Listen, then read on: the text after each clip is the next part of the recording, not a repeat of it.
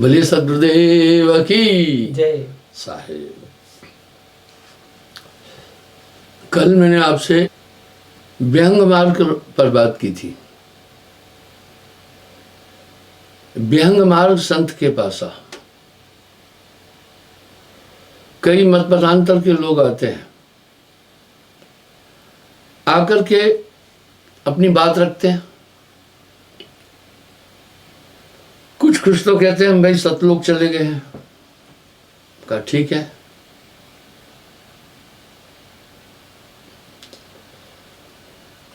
जब मैं पूछता हूं आप सतलोक कैसे गए, तो कहते हैं जो साहब ने वाणियों में 10 मुकामी रिक्ते में वर्णन किया है, ठीक वैसा ही वर्णन करते हैं। ऐसा होता है, आपको ध्यान होगा, मैं समझ जाता हूं। उसके बाद फिर मैं उससे पूछता हूं कितनी बार वहां गए हो, तो कहते हैं बहुत बार मैं गया हूं। कैसे जाते हो, वही बात फिर रिपीट करते हैं। मैं ये ठीक से जान जाता हूं ये झूठ बोल रहे हैं। इंसान झूठ कुछ कारणों से बोलता है। पहला, भय के कारण।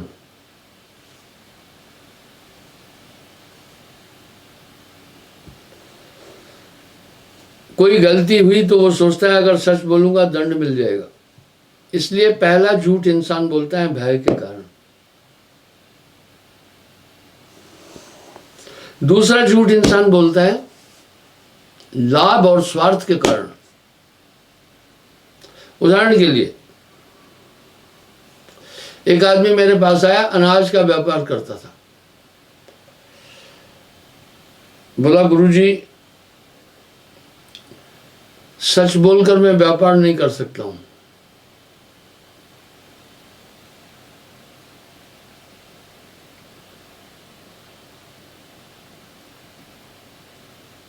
मैं बोला ऐसा क्यों?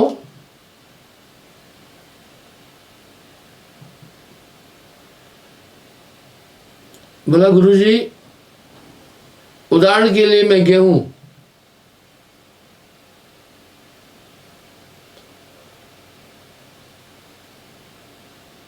2000 रुपये कुंटल लिया,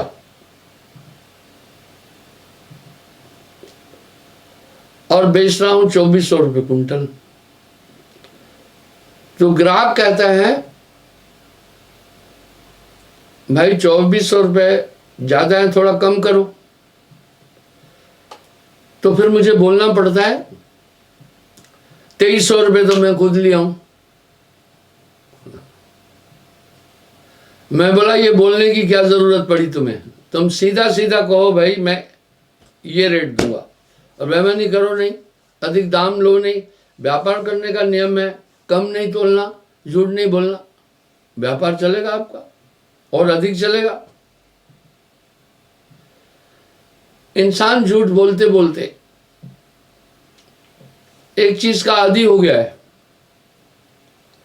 उसने झूठ को अपना संरक्षक मान लिया है। झूठ आपकी कोई भी रक्षा नहीं कर सकता है। साहिब की वाणी में ऐसे ही नहीं आया, साच बराबर तप नहीं, झूठ बराबर पाप, जाके हृदय साच है बाके हृदय आप। तो दूसरा इंसान झूठ बोलता है स्वार्थ के कारण से। तीसरा, मान पाने के लिए अहंकारवश गप्पे मारता है।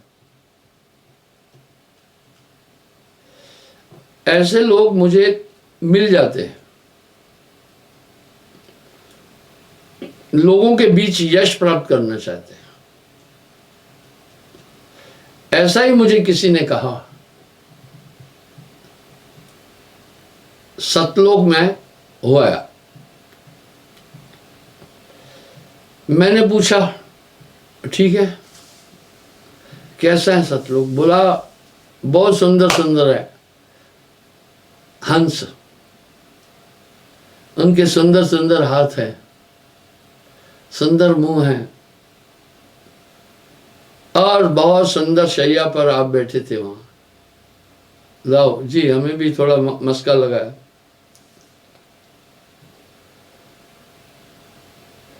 मैंने कहा एक बात सुनो,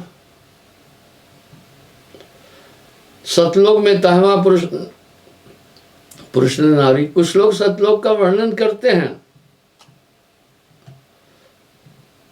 कहते हैं वहां सुंदर सुंदर झरने हैं। अरे भैया, जब वहां झरने हैं तो आप विचार करो, फिर पानी है तो इसका मतलब है तत्व है, जब तत्व है तो पृथ्वी भी होगी, नहीं तो पानी कहाँ रुकेगा। इस तरह से दुनिया को भ्रमित करने के लिए लोग कई बातें कहते हैं। अब साहब क्या बोल रहे हैं, बिन देखे उस देश की बात करे सो कूड़, आप तो खारी खाते हैं बेचत फिरे कपूर। अब व्यंग मता यह है, जो एक बार उस लोक में पहुंचता है,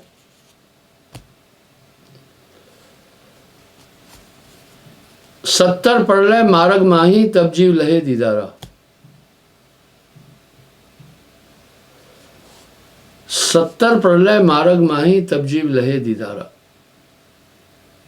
अपनी ताकत से कोई भी वहां नहीं जा सकता है, सदगुरु लेता है। और ये करनी से नहीं हो सकता है, तो जीव की क्षमता नहीं है इतनी। आप अगर साहिब की वाणी को उठाएंगे तो उसमें इसकी व्याख्या है, बड़ी बड़ी विभूतियों को वो सतलोक ले गए, उसका पूरा वर्णन है। मैं इसका एक उदाहरण देता हूं। साहब 10 मुकामी रेखते में इसका वर्णन कर रहे हैं।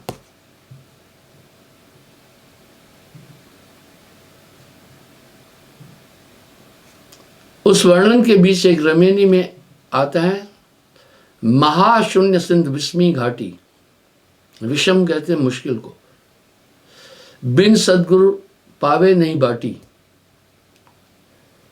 बिना सदगुरु के वहां रास्ता नहीं मिल सकता है। व्याधर सिंह सर्प बहु काटी, तहां अचिंत बसारा है। डकनी सकनी बहु किलकारे, यम किंकर धर्म धूत हकारे। वाह, कह रहे हैं बड़ी विषम घाटी है। और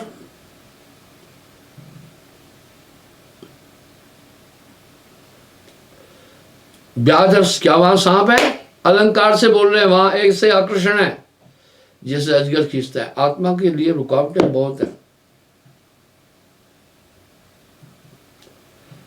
निरंजन कभी नहीं चाहता है कोई वहां पहुंचे।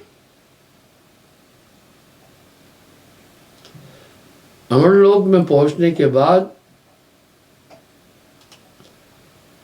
परम पुरुष में समाने के बाद पारस सुरति मिलती है, वो कई जीवों का कल्याण कर देगा। इसलिए साहब कह रहे, सुखमन मध्य बसे निरंजन, मूंदा 10वां द्वारा, उसके ऊपर मकर तारे चढ़ो संभार संभार। इसलिए अदा कर खुद खजाने से छुड़ा ले अपने बंदे को। सुरत करो मेरे साइया, मैं हूं भवजल माए। विनय की साखियों में साहब ने इन शब्दों का वर्णन किया। उसके बाद फिर क्या होता है, परम पुरुष की सत्ता जब सुरती में आती है तो एक बार जो दर्शन पाए, देखे, बहुत विलंब न पाए, तब वो उसी पॉइंट पर फिर कंसंट्रेट होता है, वहीं पहुंच जाता है। इसको कहते हैं व्यंग चाल।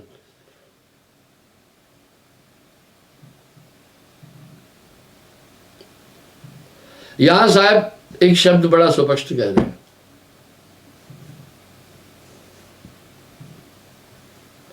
एक बार जो दर्शन पाए देखे बहुत विलंब न लावे, विलंब कहते देरी नहीं लगती फिर। इसलिए महापुरुष हमेशा अपनी सुरती वहां रखते हैं।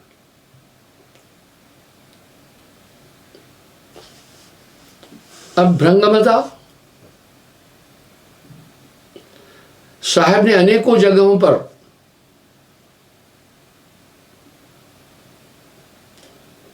भृंगमते का उल्लेख किया है।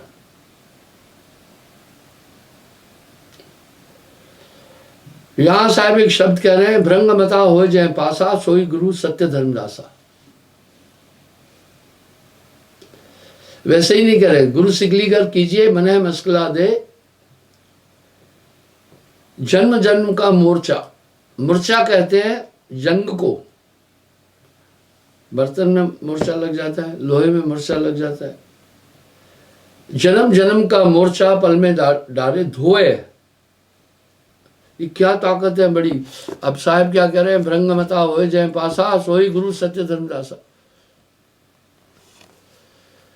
एक चीज है, 27 लाख क्रम कोटि में उनका राजा है भृंगा, उसकी फीमेल नहीं है।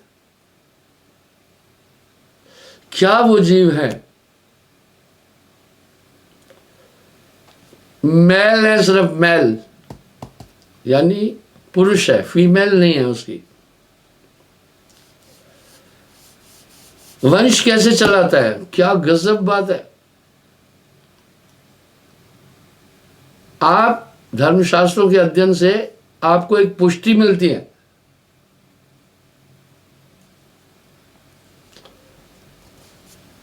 पुस्तकों का अध्ययन करने वाला बुद्धिमान होता है, इतिहास को जानने वाला भी बुद्धिमान होगा।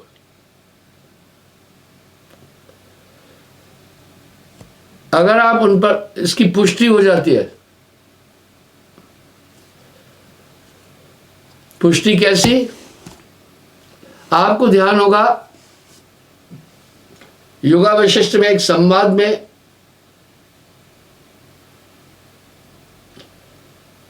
मैंने एक बात बताई थी। जब सुखदेव राजा जनक के पास गए,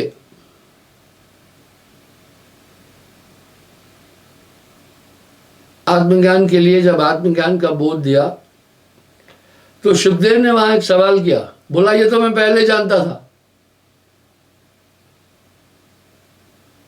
जनक ने कहा पहले जानते थे लेकिन तुम्हें पुष्टिकरण नहीं था, आज मैंने उस पर मोहर लगा दी।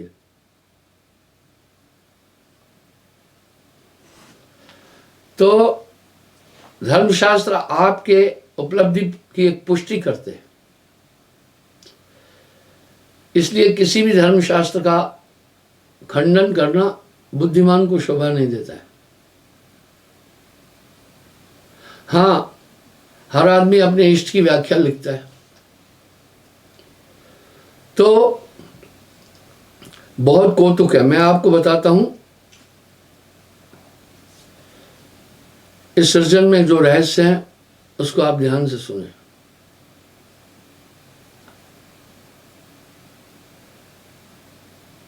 आपने सुना होगा, महाभारत सीरियल में भी देखा होगा, दृष्टि से कंसीव प्रेग्नेंट किया था नारी को, दृष्टि भाव से रत विधि की ना। अब क्या कह रहे हैं, दृष्टि से रति कहते सेक्स, रति सेक्स को कहते हैं।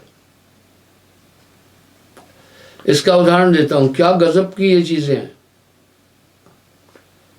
अनल पक्ष जो रहे आकाशा, अनल पक्षी आकाश में रहता है, निष्दिन रहे पवन की आशा। वाह,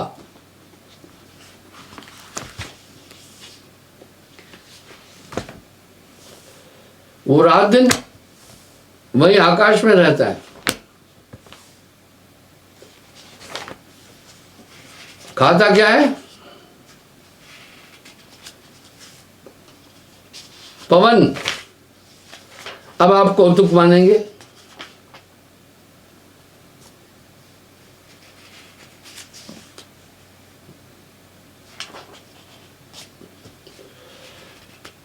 आप कहेंगे जी पवन कैसे खाएगा? पवन, आप पांचों तत्व में देखो एनर्जी है, पवन से ही तो जल उत्पन्न हुआ ना।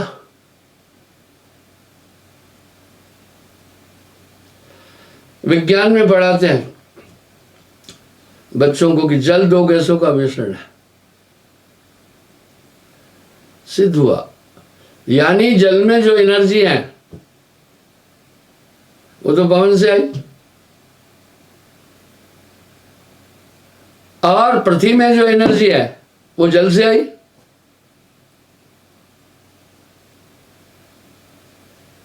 इसका मतलब है केवल पवन का आहार करके मनुष्य जी सकता है। बिल्कुल, सांप भी ये काम करता है। दीपावली के दीप जलने के बाद सर्दी शुरू होती है और सांप भूमिगत हो जाता है। सांप के पास एक बहुत बड़ी समस्या है, उसके शरीर का टेम्परेचर बाहरी टेम्परेचर पर होता है। हम सबका क्या है, एक नेचुरल आंतरिक टेम्परेचर है। सांप का ऐसा नहीं है। अगर बाहर बहुत गर्मी होगी, सांप की पूरी बॉडी में गर्मी हो जाएगी, वो मचलने लगेगा। अगर बाहर ठंड होगी तो सांप ऐंठ जाएगा। सांप के शरीर का टेम्परेचर इंसान की तरह नहीं है। इसलिए दीपावली के दिए जलने के साथ सांप भूमिगत हो जाता है। और कब निकलता है? फागुन माह में।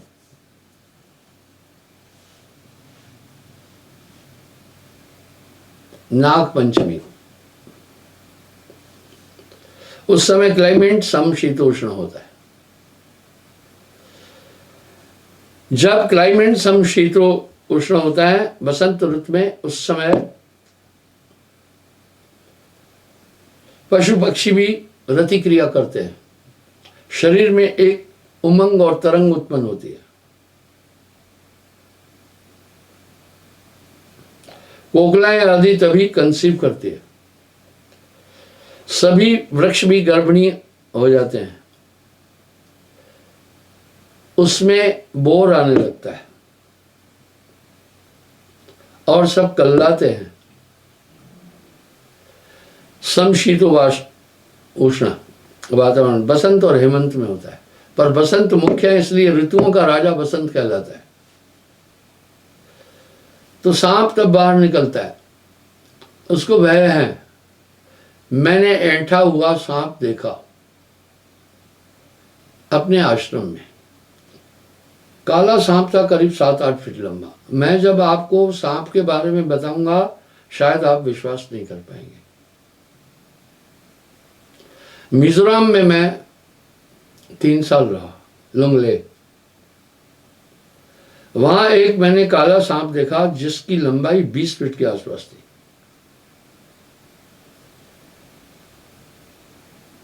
हम आमतौर पर सांप जो देखते हैं उनकी लंबाई 7-8 फीट होती है। 20 फीट लंबा सांप था। तो सांप वक्रावत चलता है यूं, उसकी चाल ऐसी है, नहीं तो नहीं चल पाएगा। और सांप अगर अपनी स्पीड में चले तो घोड़े को भी पछाड़ देगा, इतनी इसकी गति है। लेकिन बाहरी वातावरण के कारण उसका शरीर ऐंठ जाता है, तब वो क्रिया नहीं कर पाता है। आपका भी सर्दी में शरीर ऐंठता है। मैं लद्दाख में 2 साल रहा, वहां हाथ ऐंठ जाते हैं, फेस ऐंठ जाता है। इसका थोड़ा बहुत असर तो हम सब पर भी पड़ता है ठंड का, लेकिन जो हमारा नेचुरल तापमान है वो कम नहीं हो पाता है, इसलिए हम बाहरी सर्दी आदि को बर्दाश्त करते, सांप नहीं कर पाते। तो वो करीब 3 महीने भूमिगत रहता है, वायु खाता है, सिर्फ पवन आहार है उसका। इस तरह मैं आगे बताऊंगा सतलोक में हंस का आहार क्या है। धर्मदास जी ने भी ये बात साहब से पूछी है। तो सांप भी वायु का ग्रहण करता है। ऐसा अनल पक्ष है। अनल पक्ष जो रहे आकाशा, निश्चिन रहे पवन की आशा। पवन ही उसका आहार है, वहां रहता है। क्या गजब है वो।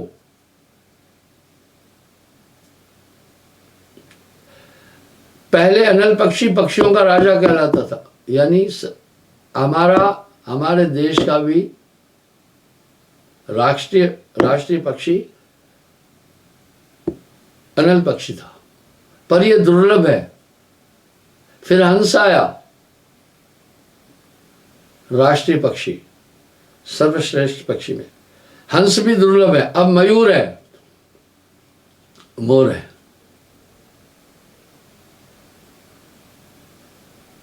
ये सृष्टि में बड़ी अनूठी चीजें हैं। कह रहा है दृष्टि भाव रत विद तिनठानी।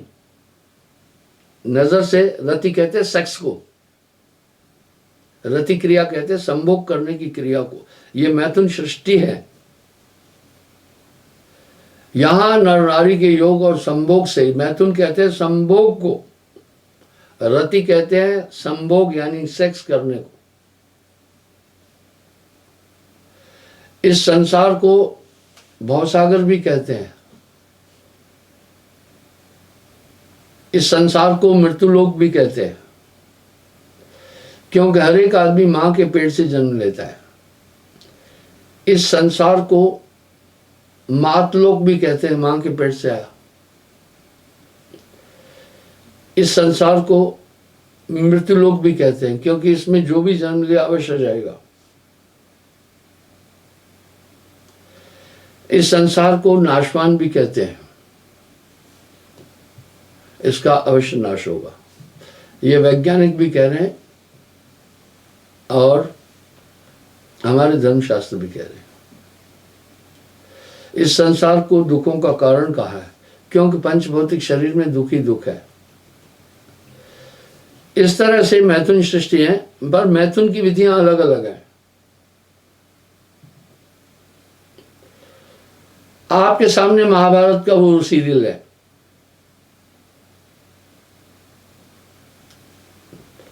जिसमें दृष्टि के द्वारा कौरव वंश की नारी को कंसीव कराया गया था, लेकिन उसने आंख यूं कर दी थी। सीधा कहा था आंख यूं नहीं करना, जब दृष्टि से वो थे। तब आप देखिए, बोला इसका पुत्र अंधा होगा अभी, और वो धृतराष्ट्र हुए थे। और वैसे भी देखना, संभोग क्रिया से पहले नैन जब आई कांटेक्ट होता है, इसलिए बुद्धिमान लोग जल्दी आई कांटेक्ट किसी से नहीं करते। आप जिससे आई कांटेक्ट करेंगे उसकी चीजें आ जाएगी। इसलिए शास्त्रों में वर्णित है कि आप कुत्तों को, पक्षियों को, जानवरों को कभी भी संभोग क्रिया करते समय उनकी तरफ मत देखना, उनके गर्भद्वार की तरफ कभी मत देखना। यहां तक वर्जित है कि पुरुष स्त्री से जब रति क्रिया कर रहा है तो उसके गर्भद्वार को कभी न देखे, इससे पुत्र अंधा हो सकता है। तो वो हवा में निष्दिन रहे पवन की आशा, वो पवन ही खाता है। आप सोचे ना, एनर्जी उसको कहां से मिली? इससे मिली। मैंने अपनी उपासना का एक व्याख्या दी है, उसमें मैंने कहा कि कई दिन भोजन नहीं खाया। मैंने तथ्य रखे ऋषि मुनि पहले कैसे तपस्या करते थे, आजकल ये चीजें नहीं कर पा रहा है इंसान। मैंने वो भी विवरण रखे पूरे। दृष्टि भाव रत विद तिनकीना। और मैं उल्लेख देता हूं, इस तरह साहब ने भी जब धर्मदास जी को बताया कि नारायण निरंजन का अवतार है, तो यहां उल्लेख आता है चूड़ामणि जी,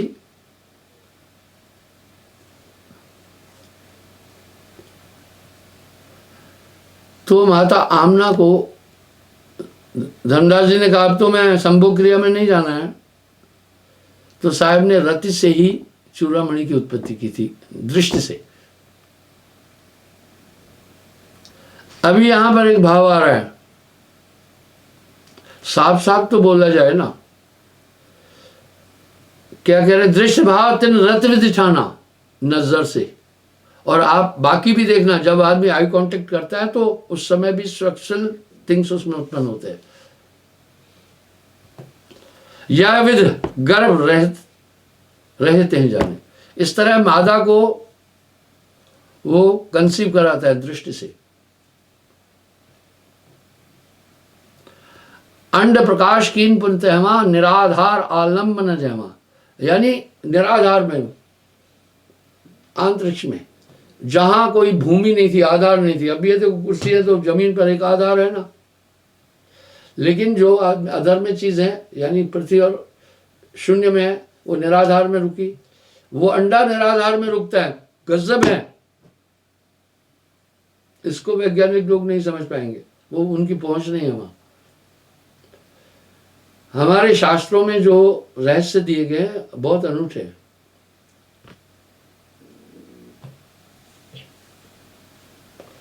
अब वो वहां से गिरता है, क्या बात है। मारग माह पुष्ट भव अंडा, गिरते गिरते पकता है। कश्यप दृष्टि जो लाभई, सो मेरा गुरुदेव।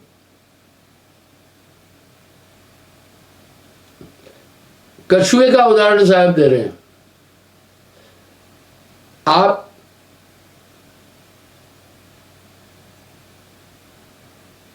गूगल में जाकर भी, यूट्यूब में जाकर भी देख सकते हैं। कछुई अंडा देती है जमीन पर, वाह, उसने अंडा पानी में नहीं दिया, बह जाएगा। बहेगा नहीं तो मछलियां खा जाएगी। वो नदी के किनारे रेत है या समुद्र के किनारे रेत है, वहां पर अंडा देती है और ऊपर से ढक देती है ताकि कोई जानवर नहीं खा सके, पक्षी नहीं खाए।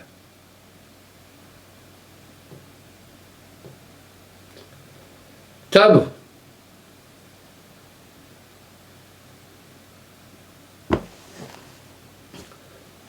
उसको कंसंट्रेशन से मैच्योर करती है अंडे को कछुई। क्या गजब तरीका है बच्चों को पालने का। जब वो अंडा मैच्योर हो जाता है अंदर ही अंदर, पता है फिर वो क्या करता है, वो बड़ी स्पीड में वहां से, अच्छा कछुई अंडा कैसे देती है, थोड़ा दूर देती है ताकि पानी की लहर में आकर के वो फिर बह न जाए। क्या बात है। आत्मा का तो दर्शन आपको हर जीव में हो जाए, मिलेगा।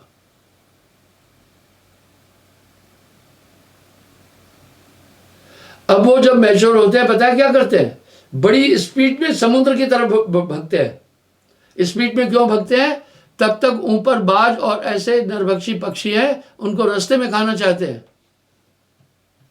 आप देखो ये सिक्योरिटी मेजर्स, अब बच्चों को किसने समझाया था कि जल्दी चलो नहीं तो तुम्हें मार दिया जाएगा रास्ते में?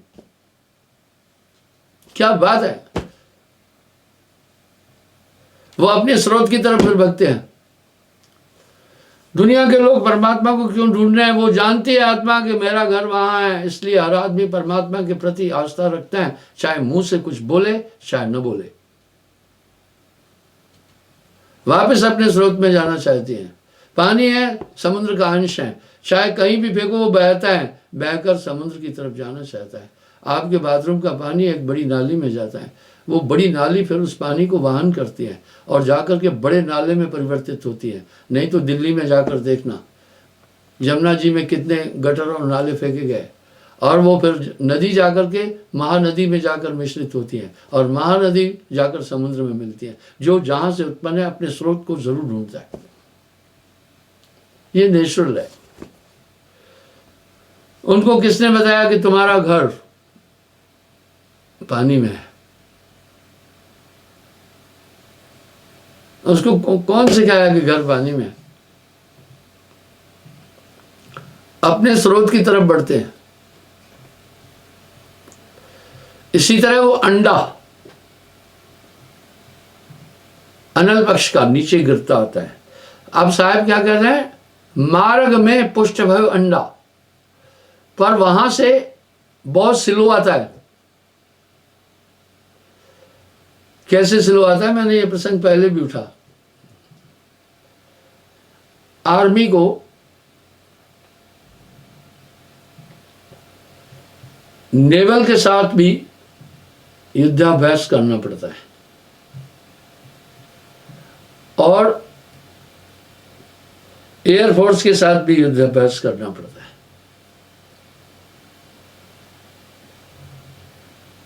देखो आर्मी के ही जवान है मैक्सिमम, जो कमांडो कहीं हमला करना है तो हेलीकॉप्टर से नीचे उतरते हैं। इसलिए आर्मी में पैराशूट रेजिमेंट भी है, वो पैरा ड्रॉपिंग कराते हैं। तो इस तरह से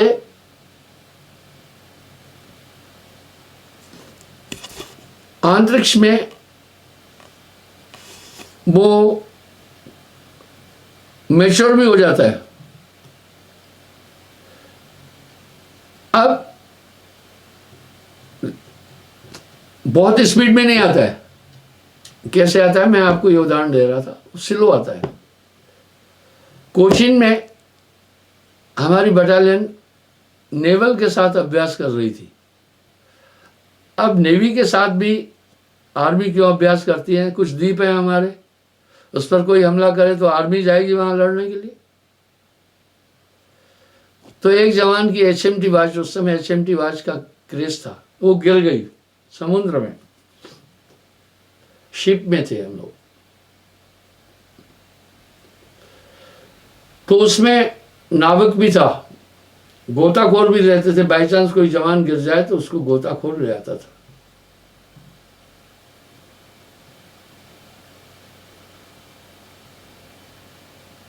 उसके पास गए, कहा भाई एक घड़ी गिर गई है। गोताखोर को बड़ा शिप था, ढूंढने में थोड़ा टाइम लगा, 5-10 मिनट लग गए थे। उसने बोला कहाँ गिरी? बोला ऐसे का। बोला अभी मैं लाता हूं। तो हम सब लोग सोच रहे थे यार घड़ी पता नहीं कहां पहुंच गई होगी। वो 5 मिनट के अंदर घड़ी ला करके दिया, बोला यही है। वहां जल की गहराई काफी थी, वहां जल की गहराई किलोमीटरों में थी। वो बोला ये घड़ी सिर्फ 20-25 मीटर नीचे जा पाई थी। हम सब सोचे गिरते ही वो गई हो, क्योंकि पानी का घनत्व था। घड़ी लहरा, बोला ये 2-3 दिन बाद पहुंचना था तले में। पानी का घनत्व उसको स्पीड में नहीं जाने देता है। इस तरह वायु का घनत्व वहां निराधार में किसी भी पदार्थ को स्पीड में आने से रोकता है।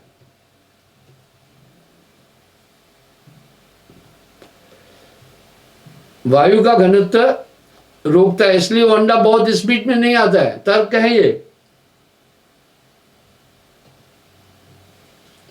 वो धीरे धीरे धीरे धीरे आता है। आप साहब क्या कर रहे हैं, देखिए मैं ये व्याख्या क्यों उठाई, नहीं तो आप कहेंगे ये तो गप है।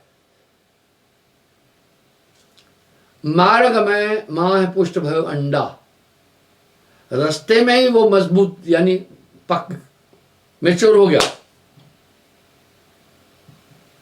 मार्ग माए ब्रह न खंडा, यानी ब्रह नौखंडा फूट करके बाहर बच्चा भी आया। मार्ग माह चक्षतिन पावा। आप सोचें, रास्ते में ही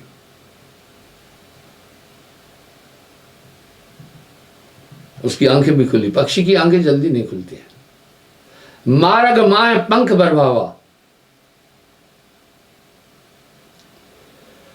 रास्ते में उसके पंख भी मेच्योर हो गए। अब साहब क्या कह रहे हैं, मई डिग आवाज सुनते हैं बाया मोर, यहां मोर आश्रम नहीं। जमीन पे टकराने से पहले ही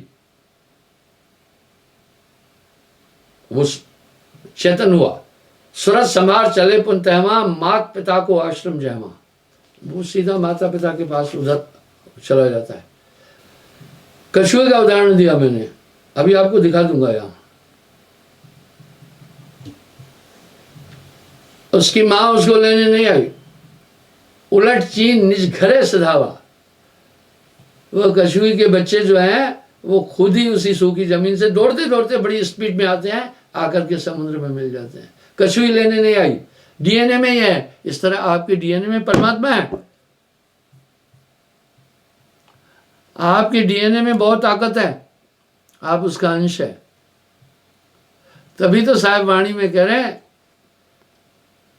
सब में तेरा जलवा समा रहा है, जिधर देखता हूं उधर तू ही तू है।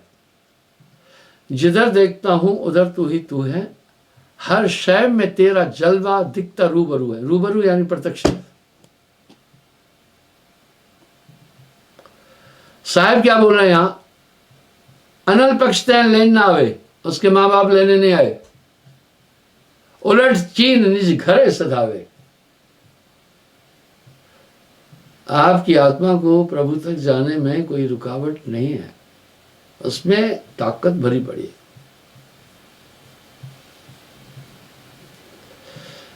साहब ने इसका भी उल्लेख किया है कई जगह वाणी में। सबकी गठरी लाल है, कोई नहीं कंगाल। हंसा तू तो सबल था, अटपट तेरी चाल, रंग कुरंग ते रंग लिया, अब क्यों फिरत बेहाल। बस यहां बंधी हुई है। लेकिन जो और इतनी स्पीड में भागते हैं वो बच्चे, लेकिन जो गफलत में रहा, सिलो सिलो आया, उसको फिर चील पकड़ के ले जाती है। और उनको आहार ही यही है। समुद्र के ऊपर मंडराने वाले पक्षी निराले निराले हैं। अगर आप जाकर देखेंगे, डिस्कवरी में देखेंगे, एनिमल प्लांट्स में देखेंगे,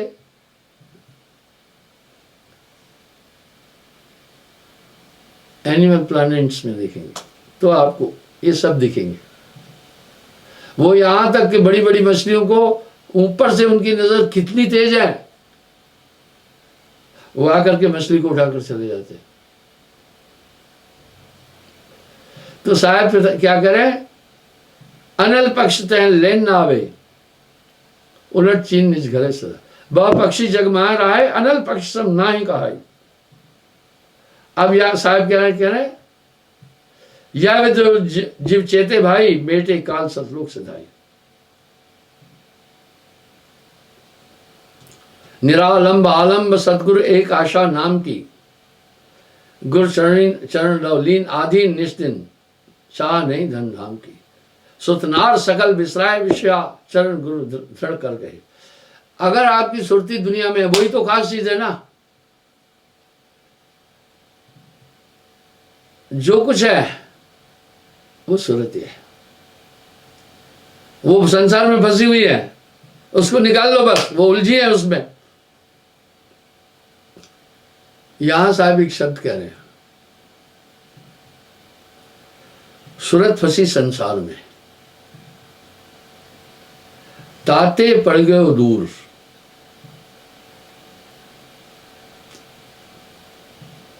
सूरत बांध स्थिर करो, आठों पहर हुजूर, जैसे माया मन रमा,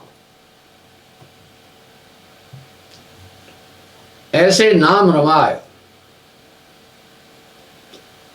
तारा मंडल भेद कर, तब अमरापुर जाए। कछुई देखो अंडा देती है, रेत खोद कर देखो कितने अंडे दिए उसने।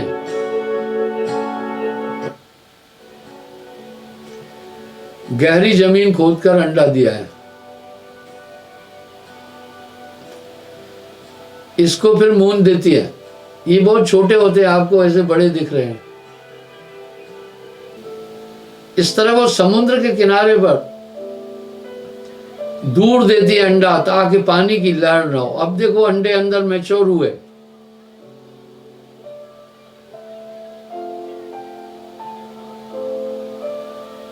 अब इसमें से कछुए निकले।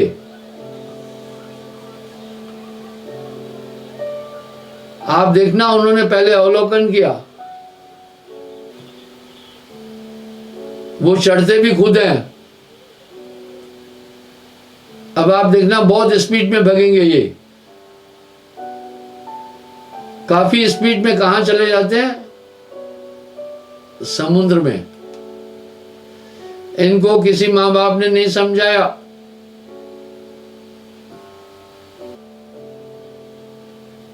इस तरह साहिब कह रहे हैं, मात पिता तहन लेन ना आवे, उलट चीन निज घरे से दावे। आपकी आत्मा में अपने ओरिजिन तक जाने की ताकत परमात्मा ने दी हुई है। ये जीव सृष्टि बड़ी अनूठी है। तो इस तरह मैं अभी आपसे व्यंग मार्ग पर बात की। आज मैं आपसे पुनः भ्रंगमता नहीं बोल पाया, हालांकि मैं एक बार फिर बोला हूं, पहले भी बोला हूं, 1000 बार बोलने पर भी कम है। मैं कल पुनः भ्रंगमते पर आपसे बातचीत करूंगा। ये सृष्टि बड़ी अनूठी है। भ्रंगमते का उल्लेख करने के लिए ही मैंने आपके साथ में अनल पक्ष का उदाहरण दिया, कछुए का उदाहरण दिया है। इस तरह गुरु के पास एक ताकत है, क्यों वो कहां से आई? वो परम पुरुष तक मिला है, उसके पास पारस सुरती है, उसके द्वारा आपको बदल देगा। जब मैं ये बातें बोलता हूं, दुनिया नाराज होती है, उनको ये मेथड ही नहीं पता है ना। एक बहुत प्रसिद्ध महात्मा, मैं नाम नहीं लेना चाहूंगा, मुझे क्रिटिसाइज कर रहा था चैनल पर। बोला ये साहेबंदगी का गुरु बोलता है कि सदगुरु पार करेगा, हमें तो पता नहीं है सदगुरु के, हम तो कह रहे हैं भैया फलाना हरिओम नमः शिवाय करो, फलाना चीज करो। मैं कहा सच, उसने सच तो व्यक्त ही कर दिया कि उसको पता नहीं है फार्मूला, उसके मुंह से ही खुद निकला। कहा हमें नहीं पता है गुरु कैसे पार करेगा, हम तो कह रहे हैं परमात्मा का नाम जप और वो फलाना कर ढिकाना कर। इसलिए अगर महापुरुषों की थ्योरी की तरफ आप जाएंगे, गुरु को सर्वे सर्वा बोला क्योंकि वो ताकत गुरु देता है। भ्रंगमता हो जाए पासा, सोई गुरु सत्य धर्मदासा। कल मैं इस भ्रंगमते पर, आज तो व्यंगम मार्ग पर थोड़ी बात की, फिर कल साहिब की कृपा हुई तो इस भ्रंगमते पर आपसे डिटेल में बातचीत करूंगा साहिब।